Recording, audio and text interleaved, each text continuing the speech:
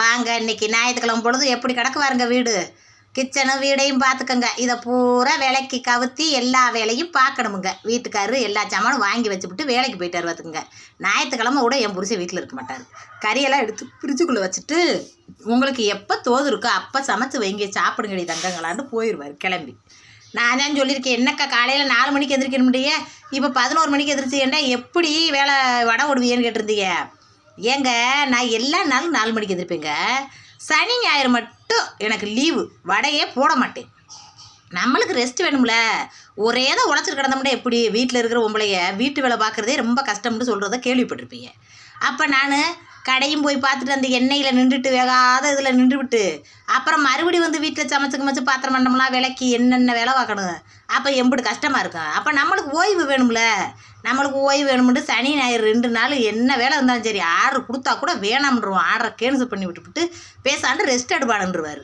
எங்கள் அம்மா விவசாய வேலை பார்க்க போனதுனால கொஞ்சம் கஷ்டமாக போச்சுக்க. அது இருந்துச்சுன்னா பாத்திரம் பண்ணோம்னா விளக்கும் கொஞ்சம் நல்லா தெரியும். இப்போ எங்கள் அம்மாவில் இருந்தால ரொம்ப ஒரு கை ஒடிஞ்சது உணர்ந்து மாதிரி இருக்குது பார்த்துங்க. ஏன்டா வீட்டு வேலையில் போகிற நல்லா சமத்தை பார்த்து வச்சிடும், பாத்திரம் விளக்கி வச்சிடும். முக்கியமாக பாத்திரம் விளக்குறதும் துணி துவைக்கிறது தாங்க ரொம்ப வேலை வெட்டியே இல்லாமல் சும்மா வீட்டில் இருக்கிறவங்க கூட வாஷிங் மிஷின் வச்சுருக்காங்க. எனக்கு எங்கள் வீட்டுக்கார்ட்ட கேட்டேன், எங்கள் வீட்டுக்காரர் வாங்கி கொடுத்தாரு. அதை ஒழுங்காக பக்குவமாக பயன்படுத்த தெரியாமல் பயன்படுத்தி மோட்ரு போச்சு. அதோட தூக்கி இடைக்கி போட்டார் பார்த்துங்க. கையிலேயே தான் துவைச்சிட்டு கிடைக்கும். ரொம்ப கஷ்டமாக இருக்குது.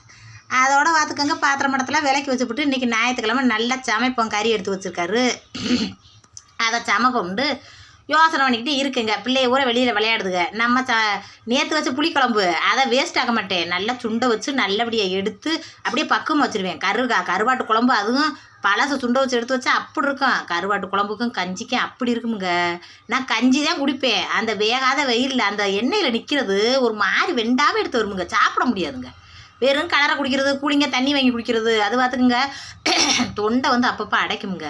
அதுக்கு காரணம் என்னவா இருக்கும்னு நினைக்கிறிய?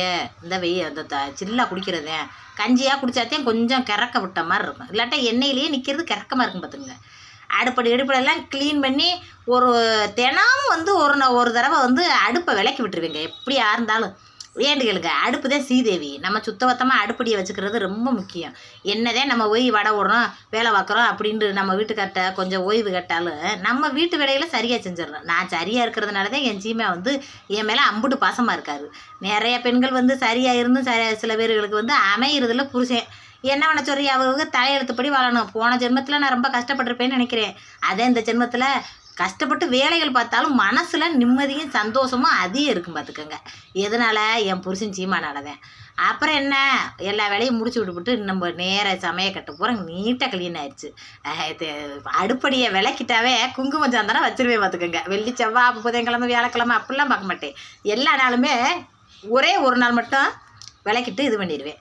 அதுக்கப்புறம் பாருங்கள் பெட்டில் அப்பா பிள்ளைய ஊரம் தூங்கி எழுந்திரிச்ச ஊரம் ஒன்றுமே மடிக்காமல் கிடக்கு. எல்லோரும் எல்லா பிள்ளைகளும் போய் வெளியில் போய் டோரி மேலே போட்டு விட்டுவிட்டு வெளியில் போய் மண்ணள்ளி விளையாட போயிட்டா பார்த்துக்குங்க. சரி நம்ம இந்த பெத்த தீரம் மடிச்சு விட்ருவோம். இல்லை என்ன வீட்டுக்காரர் வேலைக்கு போயிட்டு வந்தவர் என்னடி அப்படியே கிடக்கு இதை க்ளீன் பண்ண மாட்டேன்டவர். ஏன்டா வீடும் சின்னது, யாராவது வீட்டுக்கு வந்தாண்டா என்னென்ன கிடந்துச்சுன்னா பார்க்க நல்லா இருக்காது. பெரிய வீடாக இருந்தால் அங்கிட்டு கிடக்கலாம்ன்றலாம். நான் எப்போவுமே க்ளீன் பண்ணிக்கிட்டே இருப்பேங்க.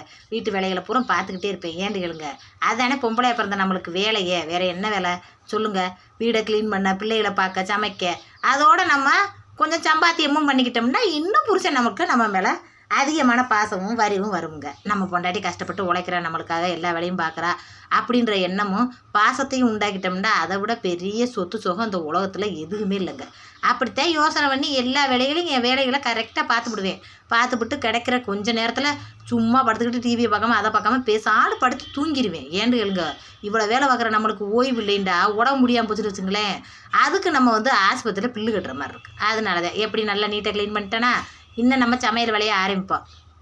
எல்லா வேலையும் முடிஞ்சு போச்சு. கறி எடுத்து கறியை முதல்ல நல்லா அவுத்துட்டு அதுக்கப்புறம் அதை வந்து நறுக்கிறதுக்கு நான் எல்லோரும் கத்தியை யூஸ் பண்ணுறாங்க. நான் வந்து அருவாமனைட்டு தான் யூஸ் பண்ணுவேன். ஏன்னு கேளுங்க, அருவாமனைட்டு வெட்டுறப்பதான் அது என்னன்னு தெரில வடக்கி வெங்காயத்தை நறுக்கி வேகமாக அதில் தான் நறுக்க முடியுது. கத்திட்டு நறுக்குன்னா முண்டக்க எங்கிட்டோ நறுக்கிறேன் பாருங்க. எனக்கு நறுக்க வரவே வராது. நிறைய பேர் சொந்த தக்காளியெல்லாம் கத்திட்டு கட் பண்ணுங்கக்கா, தக்காளி தண்ணி வேஸ்ட் ஆகுதுண்டு. என்ன செய்ய சொல்கிறீங்க? நம்மளுக்கு எது கைப்பழக்கமாக வருதோ அதைத்தானே பண்ண முடியும். அப்படித்தான் நான் அருவாமனையத்தையும் பயன்படுத்துவேன். எல்லாத்துக்குமே வடக்கடைக்கு இது பண்ணாலும் சரி மஞ்சப்பொடியை போட்டு அலசிடுவேன். ஏண்டுகளுங்க கறியை மஞ்சப்பொடி போட்டு அலசினோம்னா கவிச்சி இருக்காது பார்த்துங்க. அதுக்காக 2 தனியாக கறியை கொஞ்சம் பிரியாணிக்கு, கொஞ்சம் குழம்புக்கு, கொஞ்சம் நல்ல கறிகளை பூரா கூட்டுக்கு, அதாவது உப்பு கறி போட போகிறேன். உப்பு கறி தான் எப்போவுமே போடுவேன். அதுக்கப்புறம் தக்காளி வெங்காயம்லாம் பிரியாணி வைக்க சொல்லிட்டாங்க. சிக்கன் பிரியாணி வைங்கமாண்டு. வாரத்தில் ஒரு மாதத்துக்கு ஒரு தடவை தான் எங்கள் வீட்டுக்காரரு சிக்கன் எடுப்பார். மற்ற நாள்லாம் மட்டன் தான் எடுப்பார். ஏன்னா சிக்கன் அதிகம் சாப்பிடக்கூடாதுன்னு சொல்லுவார். ஆனால் எனக்கு மட்டன் பிடிக்கவே பிடிக்காது. அப்படி பிடிக்காத நாளில் அந்த சுண்டை வச்சு வச்சுருக்கேன் பாருங்க, அந்த குழம்புகளையும் வச்சு சாப்பிட்டுக்கிறேன். இல்லாட்ட ஊறுகாரு வாங்கி சாப்பிட்டுக்கிருவேன். சரி, ஒரு நாள் எடுத்தனைக்கு கண்டிப்பாக அவங்க பிள்ளைய ஊரம் பிரியாணி கேட்பாங்க. ஏன்னு கேளுங்க, கடையில் வாங்கி சாப்பிட்டோம்னா பிரியாணிலாம் அதிகமான விலை. நம்ம வீட்டிலே செஞ்சிடலாம். சிக்கன் பிரியாணியே கேட்பாங்க, மட்டன் பிரியாணி கேட்க மாட்டாங்க. அதனால் சிக்கன் எடுக்கிற மாதத்தில் ஒரு நாளும் நான் வந்து பிரியாணி வச்சுருவேன். இடையில யாராவது விருந்தாடி வந்தாடு வச்சுக்கோங்க, அவங்களுக்கும் சிக்கன் எடுத்துருவேன். ஆதாடி இரும்ப வேறு வந்து அடுப்பு 2 இருக்குல்ல, அதனால் பார்த்துக்கோங்க. அங்கிட்டு இதை பண்ணிடுவோம், அது என்னது உப்பு கறியை போட்டுருவோம் அப்படின்னு யோசனை பண்ணி அந்த பக்கம் உப்பு கறிக்கு பார்த்தீங்களா எண்ணெயை ஊற்றி பட்டை போட்டு அப்படியே வந்து ஒரு பொடியும் போடுறதில்ல, அப்படியே பெரட்டி விட்டு உப்பை போட்டு கொஞ்சம் நேரம் வேக வச்சுருக்க வேண்டியது.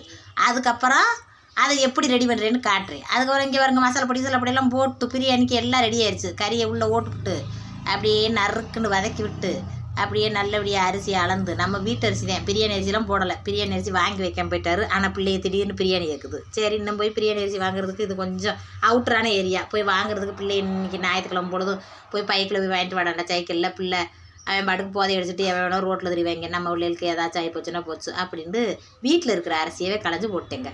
உப்பு கறி வெந்துக்கிட்டு பார்த்துக்குங்க. எந்த பொடியுமே தேவையில்லை. அதை வந்து பட்டை வத்தா வெங்காயம் இதுகளை போட்டு வதக்கிவிட்டு அப்படியே வந்து மிளகு சீரகத்தை அடித்து அப்படியே போட வேண்டியது. எல்லாத்தையும் க்ளீன் பண்ணி எல்லாத்தையும் எடுத்து வச்சுக்கிட்டு குப்பையை போடுறதுக்கு நல்லா வசதியாக பின்னாடி இடம் இருக்குது பார்த்துக்குங்க. ஏண்டுகளுங்க கறி இருந்த பை அதெல்லாம் குப்பை தொட்டிகளை போட்டு வச்சோம்னு வச்சுங்களேன், வாடகை அடித்து கிடக்கும். அன்னன்னைக்கு இதை தொடச்சிருவேன் பார்த்துக்கோங்க, அதை அருவாமனையை ஆண்டுகளுங்க அப்படியே ஒரு மாதிரி அழுக்கு சேர்ந்துக்கிறோம். அதனால அன்னன்னைக்கு விலைக்கு தொடச்சி வச்சிருவேன். நாகரிகமாக இருக்கணும்னு நினைப்பேன். ரொம்ப அதிகமான சுத்தம் பண்ணிக்கிற மாட்டேன். இந்த மிளகு கறிக்கு ரெடி பண்ணுறேன் பாருங்க, மிளகு சீரகம் இதை போட்டு மிக்சியில் தண்ணி இன்னிலாம் விடாமல் வெறுமனே அடித்து வச்சுக்கிறணும். அப்படியே வச்சோம்னா பொடி மாதிரி ஆயிரும். இந்த ஆயிடுச்சா, இதை எடுத்து அப்படியே அந்த கறி நல்லா வெந்ததுக்கப்புறம், நல்லா சுறுன்னு வெந்ததுக்கப்புறம் அதுக்குள்ளே போட்டு தூவி அப்படியே இறக்கிடணும். இந்த வத்தியில் மிளகு கறி அப்படி இருக்கும், நல்ல டேஸ்ட்டில் இருக்கும். நல்லா டேஸ்ட் வந்து திங்க ஆசையாக இருக்கும். இஞ்சி பூண்டுலாம் போட்டால் ஒரு மாதிரி மறுக்கிற மாதிரி இருக்கும். இது நல்லாயிருக்கும். இந்த சட்டியில் சோறை போட்டு பிரட்டிட்டுனா அப்படி இருக்கும். ஆனால் வெள்ளைச்சோறு வடிக்கலை, பிரியாணி கேட்டாவில், அதனால் வந்து வெள்ளைச்சோறு வடிக்கலை. அதனால் அந்த சட்டியில் அப்படி ஒன்றும் பண்ண முடியல. கொஞ்சம் குழம்பு வச்சுட்டேன். இந்த பிரியாணி ரெடி ஆயிடுச்சு பார்த்துக்குங்க. இதே பிரியாணி, எங்கள் வீட்டு பிரியாணி. வீட்டு அரிசியிலே கிண்டுன பிரியாணி. நல்லா இருக்கா கலரு? ஒருத்தர் சொல்கிறாங்க என்னக்கா கலரே இல்லை வெள்ளையாக இருக்குது. எங்கள் பொடியை கொஞ்சமாக தாங்க போடணும், ரொம்ப போடக்கூடாதுங்க. நல்லபடியாக போட்டு நல்லபடியாக சமைச்சு நல்லபடியாக சாப்பிடுங்க. நீங்கள் ஞாயிற்றுக்கிழமை என்ன சமைச்சின்றதை கமெண்ட் பக்கத்தில் சொல்லுங்கள். நான் பேசுகிறது என் குடும்பம் நடத்துகிற முறையெல்லாம் பிடிக்குதுன்னா லைக்கும் பண்ணுங்கள். புதுசாக வர சப்ஸ்கிரைப்பாக அது பண்ணி வச்சுக்கோங்க. ஏதோ எனக்கு தெரிஞ்சதாக சொல்கிறேன். இந்தா குழம்பு ரெடி ஆயிடுச்சு. அப்புறம் பார்த்துக்கிட்டேன்டா இது என்னது கூட்டு, அந்த உப்பு கறி ரெடி ஆயிடுச்சு.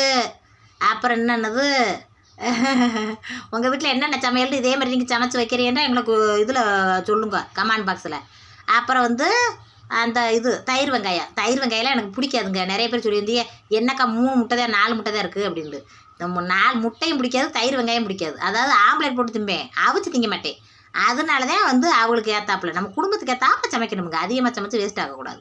இந்த வத்தியில் பிரியாணி ரெடி ஆயிடுச்சு. கொஞ்சம் குழைவாயிடுச்சுன்னு நினைக்கிறேன், லைட்டாக தண்ணி அதிகமாகிடுச்சுன்னு நினைக்கிறேன். அதனால் கொஞ்சம் குழைவாயிடுச்சு.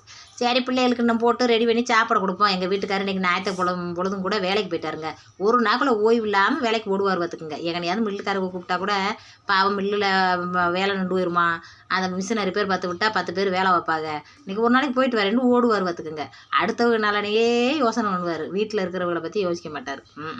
நீ நம்ம கஷ்டம், நம்மளுக்கு பணம் வருது, அவங்களுக்கு வேலை 10 பேர்த்துக்கு வேலை கொடுத்தாப்புல இருக்கும். மிஷின் நின்று போய் ஞாயிற்றுக்கிழமை பொழுதும் பாவம் முதலாளி கூப்பிட்றாரு. 12 மணிக்கு நைட்டு 12 மணிக்கு கூப்பிட்டா கூட எந்திரிச்சு ஓடுவாருங்க. அப்படியே கொஞ்சம் மனுஷர், நல்ல மனுஷர். என் ஜீமா மாதிரி மனுஷங்க உலகத்தில் வாழ்கிறதுனால தான் உலகத்தில் மழை பெய்யுது. புருஷனை பெருமை விசிறன்னு நினைக்காதீங்க, நெசமாகவே சொல்கிறேன். என் மனம் கோன்றபடி நடக்க மாட்டார். அதனால தான் என்ன வேலை பார்த்தாலும் அலுப்பு இல்லாமல் சந்தோஷமாக என் வாழ்க்கையில் வாழ முடியுது, சந்தோஷமாகவும் வாழ்க்கையை கடந்து போக முடியுது. புருஷனால தான். புருஷன் குடிகாரனாவும் சும்மா பொறுக்கித்தனம் பண்ணிக்கிட்டு சும்மா நம்ம சம்பாதிக்கிற காசுகளை வெட்டியை செலவு பண்ணிக்கிட்டு இருந்தா இவனுக்கு சம்பாதிச்சு கொடுக்குறது பேசாமல் வீட்டில் இருக்கும்ப்பா அப்படின்னு தான் தோணும். அப்படி இல்லாமல் நல்ல மனுஷனாக இருக்கிறதுனால தான் சந்தோஷமாக கஷ்டத்தை கூட சுகமாக எடுத்துக்கிட்டு என்னால் போக முடியுதுங்க. பார்த்துக்கிட்டே எல்லாத்துக்கும் சாப்பாடு வச்சாச்சு, நாங்கள் போய் சாப்பிட்றோம். நீங்களும் நல்லபடியாக சாப்பிடுங்க. ஞாயிற்றுக்கிழமை சந்தோஷமாக இருங்க. லைக் பண்ணிடுங்க மறக்காமல்.